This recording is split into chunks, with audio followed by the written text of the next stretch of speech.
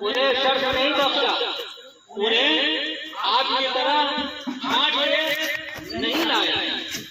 کیسے میرے بچوں سنو ذرا غور سے کہ آپ کے بھائی بھی ہیں، آپ کے بچے دیگر چچا کے بچے، چچا کے لڑکے، یا اس طریقے سے گاؤں گلیوں میں بہت سارے ایسے بچے ہیں جنہیں اللہ تبارک و تعالیٰ نے یوں ہی چھوڑا اور آپ کو ان میں سے چنا۔ کیوں چنا؟ یہ اللہ کا بہت بڑا کرم ہے۔ بچوں ابھی آپ کو سمجھ میں نہیں آئے، یہ آپ کو میں اس لیے بتانا چاہ رہا ہوں کہ آپ اتنے اعلیٰ ہیں، اتنے اشرف ہیں کہ آپ کی فضیلت کو ہم بیان نہیں کر سکتے۔ آپ کے بدولت یہ ادارہ چل رہا ہے، آپ کے بدولت اللہ تبارک و تعالیٰ ہم اساتذہ کرام کو خدمت کے لیے معمول کیا ہے، مقرر کیا ہے۔ آپ کے بدولت اللہ تبارک و تعالیٰ جو آپ کے مقدر کے رزق علاقے میں پھیلا ہوا ہے، آپ کے لیے ہم اور آپ گھر چھوڑ کے جاتے ہیں، ہمارے اساتذہ خود بھی جاتے ہیں، اور آپ کے لیے وہ آپ کا جو رزق ہے اسے تلاش کے لاتے ہیں تاکہ آپ کھائیں، بہتر سے بہتر کھانا کھائیں، آپ بھوکے نہ رہیں، آپ کے ساتھ کوئی پریشانی نہ ہو۔ مزدور نہیں ملتا ہے، اساتذہ حضرات خود بھی کام کیا آپ کے سامنے میں مولانا فرمود اعظم صاحب اپنے ہاتھوں سے مٹی بنایا، آپ تو آپ کے سامنے ہیں، اس سے پہلے بھی مولانا نے بہت خدمت کیا ہے۔ تو آپ کے لیے جگہ بنایا، سنوارا، سب کچھ کو تیار کیا، اس کے بعد آپ کو بلایا اپنے گھروں سے کہ بھائی دین کا درسگاہ علم کے لیے تیار ہو چکا ہے، آپ آئیں۔ اللہ تبارک و تعالیٰ نے آپ کے ان بچوں میں سے آپ کو چنا اور چن کے یہاں لے آیا۔ میرے بچوں یہ اللہ کا بہت بڑا کرم ہے آپ کے اوپر۔ جب اللہ تبارک و تعالیٰ نے آپ کے اوپر اتنا بڑا کرم فرمایا ہے تو اس کا کیا فائدہ، کیا نتیجہ ہونا چاہیے، ہمیں کیسے رہنا چاہیے۔ گاؤں میں بھی بہت سارے بچے ہیں، ہمارے خود بھی بچے ہیں، ان میں اور آپ میں فرق ہونا چاہیے۔ کس طرح کا فرق؟ کہ اللہ نے آپ کے اندر بھی بچے کا شعور رکھا ہے، لیکن اللہ تبارک و تعالیٰ نے چنا ہے، چھانٹ کے لایا ہے، تو ضرور ہے کہ اللہ تبارک و تعالیٰ نے چھانٹ کے لانے میں آپ کا فرق سمجھا ہو، اور سمجھ کے تب تو آپ کو اس کا شرف بخشا اور آپ کو چھانٹ کے لے آیا۔ جب چھانٹ کے اللہ تبارک و تعالیٰ لایا ہے تو آپ کے اندر وہ ملکہ اور وہ فطرت ہے کہ آپ اس سے ممتاز ہو جائیں، الگ ہو جائیں۔ کس طریقے سے؟ کہ ہمارے سر کے اوپر ٹوپی ہو، ہمارا پیجامہ گھٹنے سے اوپر ہو، دھنے سے اوپر ہو، ہم چلے بھی تو ہمارا قاعدہ چلنے کا الگ ہو، کھیلے بھی تو کھیلنے کا طریقہ الگ ہو، اس سے الگ ہو۔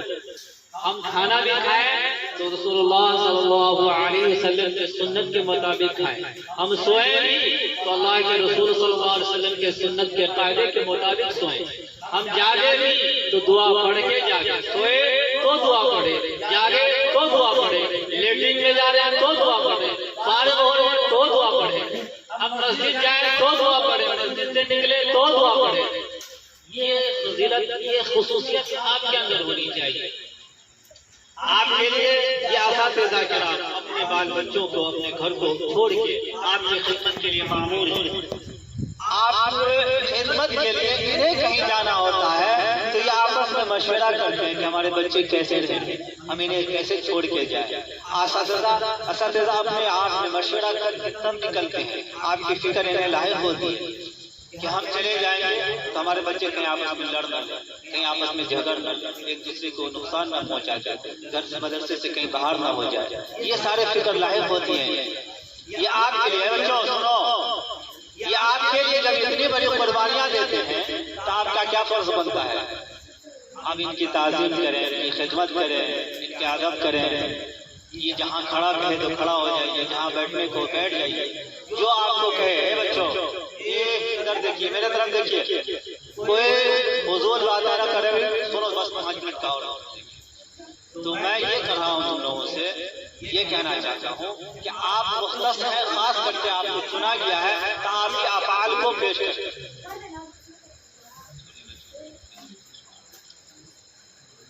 تو آپ میں ایسا ملکہ ہونا چاہیے کہ آپ الگ ہو جائیں.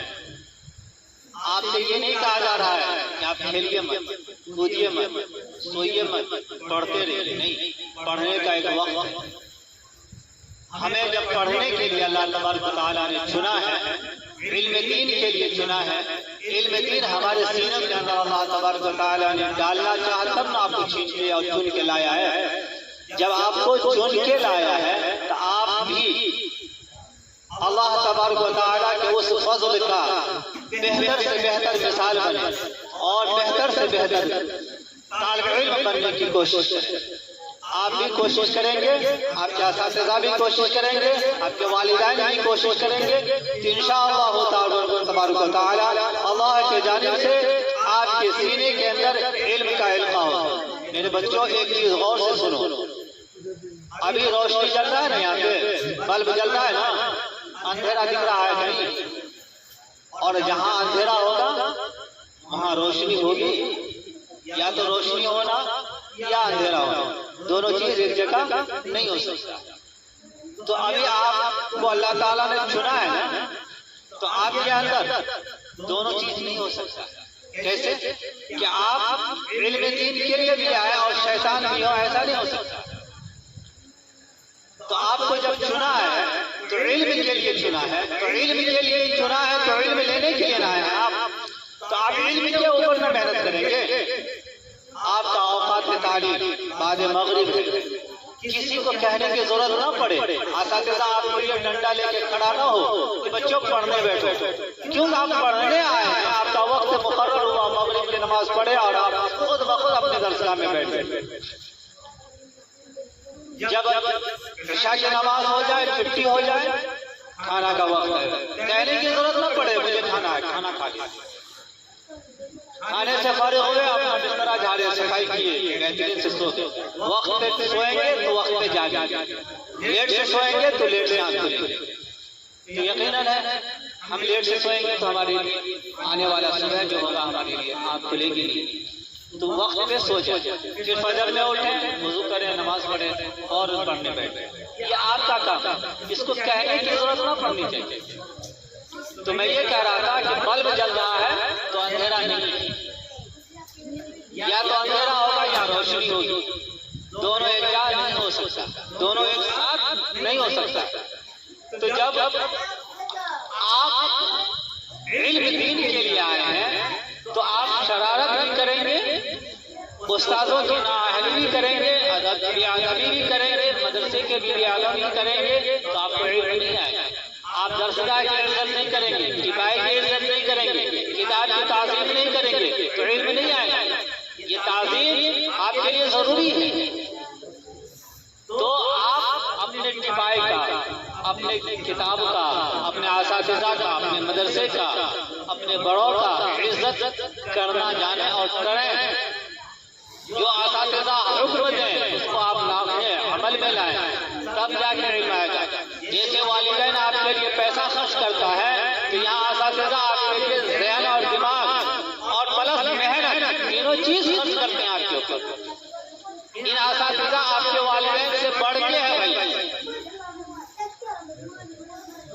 اس لیے آپ لوگ کا جو وقت ہے اس وقت کو عمل میں لائیں اور اس وقت کو اپنے مطابق گزارنے کی کوشش کریں. ٹھیک ہے بچوں؟